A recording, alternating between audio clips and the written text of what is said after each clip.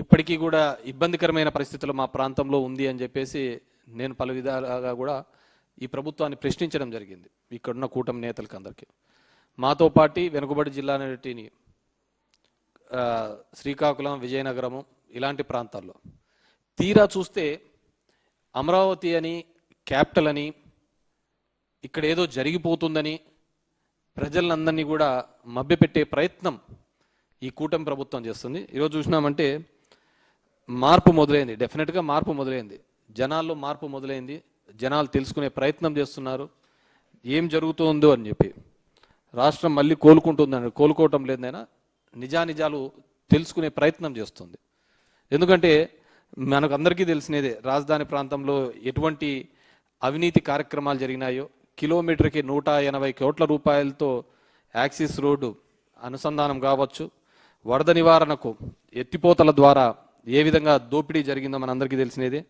అదేవిధంగా ఇప్పటికీ 47,000 కోట్ల రూపాయలకు సంబంధించిన అప్పు తీసుకొని వచ్చే కార్యక్రమం చేస్తూ అది ఏ విధంగా పనుల రూపంలో, పర్సెంటేజ్ రూపంలో ఏ విధంగా ఇక్కడ దోపిడీ గురవుతోందో మనమందరం కూడా మన కళ్ళెదుటే కనపడుతున్న అంశం.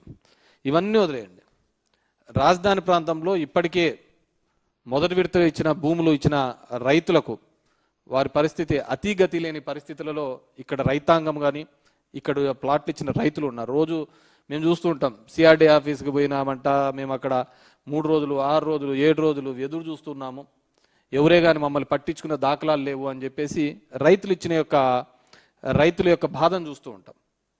ఇక్కడ వారికి వాళ్ళ భూమి ఇచ్చిన తర్వాత వాళ్ళ ప్లాట్లు ఎక్కడ వస్తాయో తెలియదు, ఏమొస్తాయో తెలియదు. మమ్మల్ని అంటే ఇగ్నోర్ చేసినారు, మా ప్రాంతాన్ని అంతా కూడా ఏ విధంగా భ్రష్టు పట్టించాలో ఆ విధంగా భ్రష్టు పట్టించినారు. ఇక్కడ మిమ్మల్ని నమ్మి చేసిన వాళ్ళకు మీరేం చేస్తున్నారో అర్థం చేసుకోండి.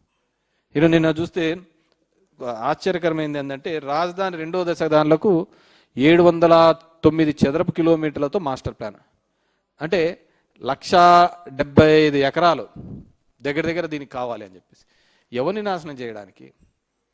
పచ్చని 3 ఉండి 3 పంటలు వచ్చే ఈ ప్రాంతంలో ఇక్కడ ఏదో జరిగిపోతుంది, ఎక్కడా లేని విధంగా అభివృద్ధి చేస్తాము అని చెప్పేసి నమ్మబలికి ఆ రైతుల దగ్గర అంతా వ్యవసాయ భూమి తీసుకొని ప్లాట్లు ఇస్తామని చెప్పేసిన మీరు ఈరోజు ఇక్కడ ఈ ప్రాంతానికి చేస్తున్నది ఏంటి?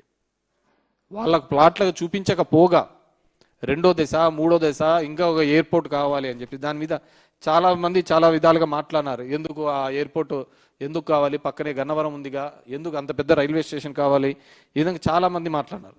కానీ ఎందుకు మీరు ఈ విధంగా మోసం చేస్తున్నారు ఈ ప్రాంత ప్రజల్ని? మీరందరూ కూడా ఎందుకంటే మీరందరూ కూడా ఆలోచించుకోండి. ఏదో మేము వ్యతిరేకమో ఇంకోటి వ్యతిరేకమో కాదు. ఇక్కడ ఈ ప్రాంతంలో ఉన్న ఈ రైతాంగానికి ఇచ్చిన భూమికి మీరు ఏ విధంగా వాళ్ళని కాంపెన్సేట్ చేసి ఇస్తున్నారు? మీరు నిన్న రిపబ్లిక్ డే దాంట్లో చూస్తేనే ఎంత డొల్లగా ఉందో అర్థమవుతోంది. మీరు చేసిన పెరేడ్లోనే ఎప్పుడో 14 నుంచి 19 వరకు కట్టించిన స్టాఫ్ క్వార్టర్స్ని చూపించేసి మీరు చేసే ప్రయత్నం చేస్తున్నారు. ఏమన్నా అంటే నీళ్లు పంప్సెట్లు కొట్టాలా, పంప్సెట్లకు 300 కోట్లు అవుతుంది, 400 కోట్లు అవుతుంది, 500 కోట్లు అవుతుంది. దేశంలో ఎవడైనా కానీ కంపచెట్లు తీయడానికి 330 కోట్లు వాడతారండి? ఇదేం ఒక రోజుతో ఆగిపోయేదా? ప్రతి సంవత్సరం పీకాల్సిన కంపచెట్లే కదా, ఒక పూటతో ఆగిపోయే కంపచెట్ల. మళ్ళీ వర్షం పడుతుంది, మళ్ళీ కంపచెట్లు వస్తుంది. మళ్ళీ ఏమైనా ఈ ప్రాంతంలో జరిగి ఉంది అంటే అది కంపచెట్లు తీసేది, దాంట్లో దోపిడీ మాత్రం లేదు. కేవలం పనుల రూపంలో పర్సంటేజీలు దోచుకోవడానికి మాత్రమే ఈ ప్రభుత్వం పనిచేస్తుంది. ఎక్కడో చూసే లోకేష్ ఇంతవరకు మాట్లాడతా మేమేం చేయగలుగుతామో, అన్నీ అనుకునే అన్నీ చేయలేం కదా అనే పద్ధతిలో ఏదో పార్లమెంటరీ వాళ్ళ మీటింగ్లో మాట్లాడడం జరిగింది. కాబట్టి మీరందరూ కూడా, మనందరం కూడా ఆలోచించాల్సింది, జనాల్ని ఏ విధంగా మోసం చేస్తున్నారు, ఏ విధంగా వాళ్ళు ఇచ్చిన హామీలు. నిన్న ఎక్కడో ఎన్డీటీవీ ఇంటర్వ్యూలో చూసినాం, 20 లక్షల కోట్లు తీసుకొని వచ్చినామని, మళ్ళీ 20 మిలియన్ జాబ్స్ అనే ఏదో తీసుకొని వచ్చినా, మళ్ళీ దాన్ని సరి చేసుకునే ప్రయత్నం చేసినారు. 20 లక్షల ఉద్యోగాలు ఎక్కడికి వచ్చినాయి? డేటా రిలీజ్ చేయండి, ఏ కంపెనీలలో ఎన్నెన్ని ఉద్యోగాలు ఇచ్చినామో రిలీజ్ చేయండి. రిలీజ్ చేసే స్థితిలో